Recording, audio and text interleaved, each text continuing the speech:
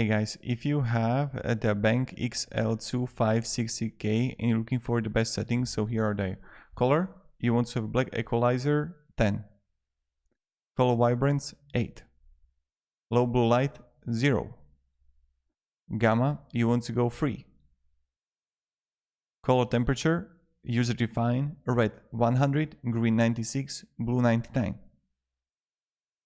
Then diag high. Picture brightness 100, contrast 70, picture sharpness 6, picture MA premium, and this is what is the best that you can get. So hope this video helped you and actually provide a little bit of value, and yeah, that's pretty much it. So have a great day and goodbye.